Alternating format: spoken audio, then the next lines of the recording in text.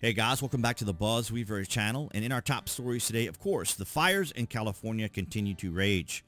Now, from the Daily Caller, gay chorus, trans cafes, and social justice art. What LA spent money on while cutting its fire budget.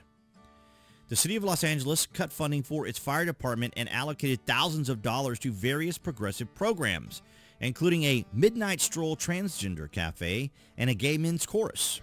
Fire swept through Southern California on Wednesday, destroying hundreds of homes in Los Angeles County, and high winds only fueled the destruction. The Democratic mayor of Los Angeles, Karen Bass, was slammed for slashing the Los Angeles Fire Department's LAFD budget by $17.6 million for fiscal year 2024 to 2025, Fox 11 reported, citing LA Controller Kenneth Mejia. And so we have Eaton Fire Department. Evacuations are still underway as the fire is spreading across over 400 acres. Video footage obtained by the Daily Caller, new foundation shows the insane scene. Of course, everything over there is it's just shameful to see how this got out of hand. Bass claimed in a press conference that none of the reductions made would have impacted the situation that we were dealing with over the last couple of days. She added that the city is in tough budgetary times. And of course, that's a typical response that a Democrat can get away with. But I can only imagine if this was a Republican saying that, we'd never hear the end of it. The Los Angeles allocated $100,000 to the Civil Human Rights and Equity Department for a midnight stroll transgender cafe, according to its 2024-2025 budget.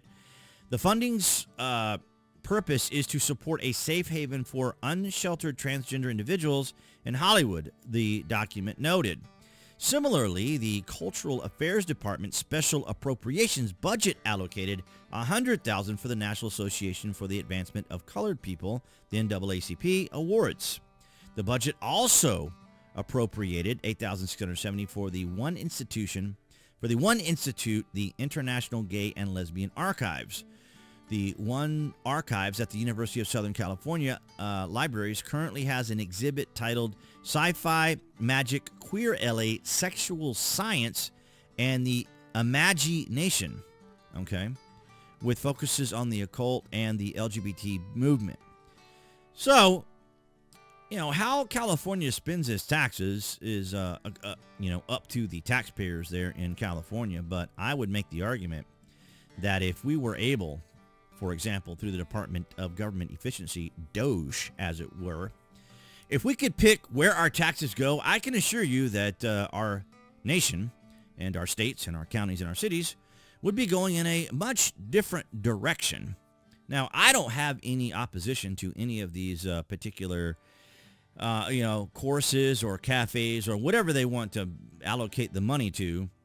But, there should be priorities. And this is one that doesn't really baffle me, but just disappoints me, that emergency services and schools, for example, have to often do fundraising and drives and so forth to be able to raise money to get, whatever the schools are in need of or the emergency services are in need of, when our taxes, I would think, should be the priority for all of it.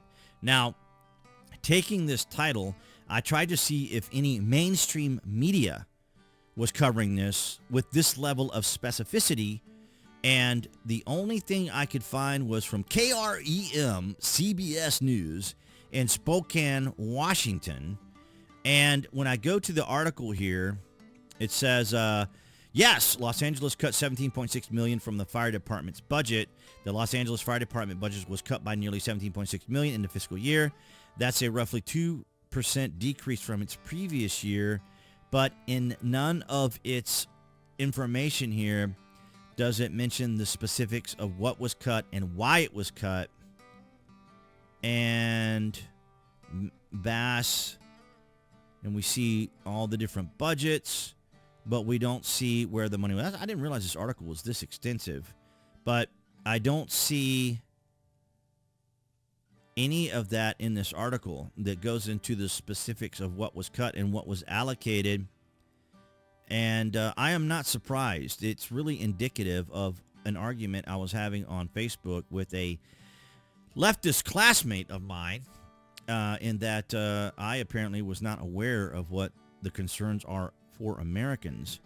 And I said, really? I said, you mean like how much we're paying for groceries, how much we're paying for bills, how much we're paying for expenses for our homes, how much we're having to pay for business, as opposed to being concerned about whether or not a biological male can use the restroom, whether there's pornography in high schools for the kids to access that, and BIPOC, CRT, intersectionality, identitarianism. These are what Americans should be really focused on and concerned about. Climate change, these sorts of things.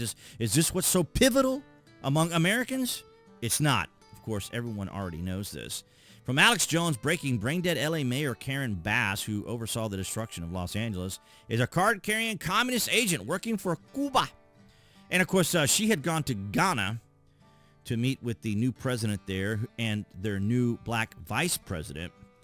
So she was ragged by a Sky News reporter as she was getting off the airplane about all of that was going on. I think it had to do something with the water reservoirs as well, because they were supposed to have water reservoirs that captured the snow and water and, that sort of thing, and use it for fire hydrant systems and so forth. And that didn't happen.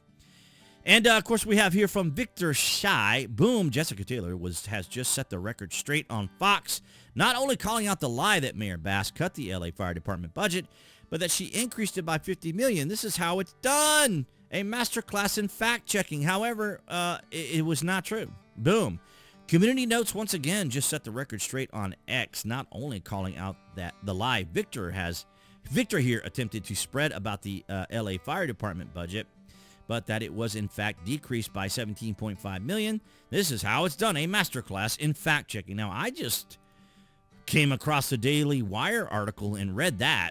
So, apparently, Victor Shai here doesn't read conservative news or news in general, or didn't take a minute to fact-check anything, because now he might have used a different search parameter, because I didn't look it up by the budget being cut. But, I see some additional articles here. ABC 11. Oh, I can't link it because it's just a link to the actual. I'd have to go to Victor's. Post here. I don't know whether or not I can find it in time to see the community notes added, to see what references there were. But suffices to say that they got other issues going on, not only with just the fires. You hear here, these guys are casing the Sunset Firehouses looking for score. I approached them and said, I don't speak English. I live here. He doesn't live here. These are professional looting rings operated by an organized entity. Open your eyes to what's happening in California. So they got looters there. He drove all the way from Arkansas to loot over there, or is that a rental car? That's absolutely amazing. Here we have this lady here. She's explaining what's going on, but she's waxing like she's trying to, like she's at a audition or something. She's like going off describing all unnecessary things when she should be saying these people are here to loot. I just wanted you to listen to a little bit of it. Trying to get into any and all houses on the street. And did you physically see police officers stopping them? I didn't, but it's not to say that they weren't. It was so incredibly chaotic, and I was so worried about my big family and getting them out of our old tinderbox of a house that I was just focused on. Was getting but I don't know what the relevance of most of what she was saying was. But anyway, and here's, I guess, a looter walking away, saving someone's possessions from. Are they stealing the trash can? Oh, they used the trash can to take stuff out. So that is look, you got the television. That is shameful. But oh man, that is absolutely insane here. Oh look, Kamala Harris voters looting the homes of fire victims in California. Wow. So that's awful. Absolutely awful. Of course, we covered this yesterday in our coverage of the fire. So if you guys haven't had a chance to check out that video, you can find it, of course. I'll link it at the end of this video so you guys can check that out, but it's definitely worth seeing it. But let me know. I heard from individuals who have family in California. Now, I have family in California also, but they're not near the L.A. area or Eatonton or any of these other areas where this is going on. But this is just horrific. The failure by Gavin Newsom and the failure of, oh, hang on a second. I want to show you guys something in the BuzWeaver archives.